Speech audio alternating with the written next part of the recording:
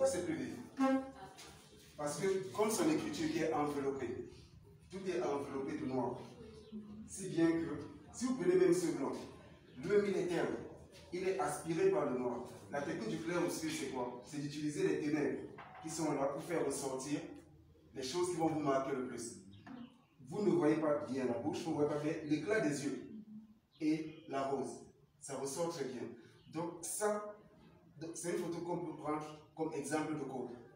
Et les codes sont, ils ressortent quand il y a beaucoup de ténèbres. Donc, comme son écriture est enveloppée de noir, d'émotions fortes, qu'on appelle les énergies noires en général. Tout à l'heure, tu as dit que tu écris pour te débarrasser de ton stress et c'est de mener une vie normale. En fait, tu te débarrasses de ce qu'on appelle les énergies noires. Mais ce qui est mauvais, c'est bien parce que tu vas retourner, ton esprit sera calme. Mais ce qui est mauvais, c'est que tu vas perdre une bonne partie de ton énergie. En fait, tu dois convertir tes énergies noires pour en faire quelque chose d'utile aux autres.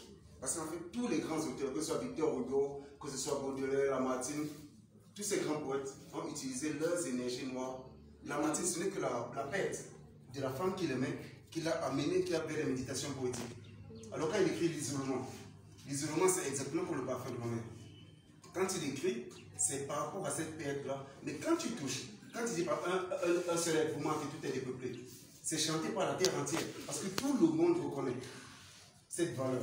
Mais c'est quelque chose qui vient des ténèbres, ça vient de très loin, au fond de soi, pour faire ressortir la petite partie que vous allez remarquer et qui va vous servir de porte d'entrée. Elle vous a parlé des petits cailloux. En fait, c'est votre porte d'entrée. C'est à partir de là que vous saurez.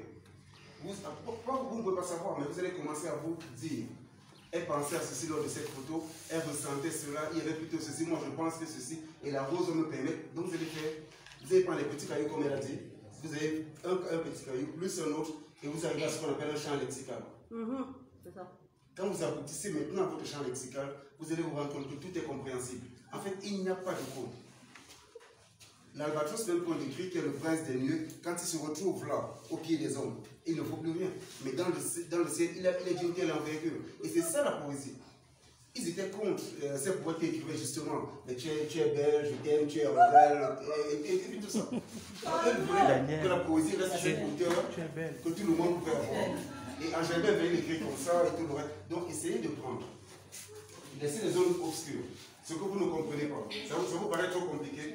Prenez ce que vous comprenez. Et demandez-vous pourquoi vous le comprenez. Et tout autour, vous ne comprenez pas. Si on me demande où s'arrêtent les cheveux de Dani, moi je ne peux pas dire. On ne peut que deviner. Quand on regarde sa tête là, on ne peut que deviner. On peut dire que ça s'arrête ici, c'est peut-être là-bas. En fait, on ne sait pas. Mais ce n'est pas le plus important. Le plus important, c'est pourquoi ce qui ressort, ressort. Et maintenant, vous allez trouver ce qui ne ressort pas. Donc c'est ça le principe du clair-obscur et de l'écriture des codes, si on veut bien appeler ça comme ça. Mais on ne fait pas exprès de faire des codes. On ne fait pas exprès. C'est une nature. C'est une écriture naturelle. On ne fait pas exprès.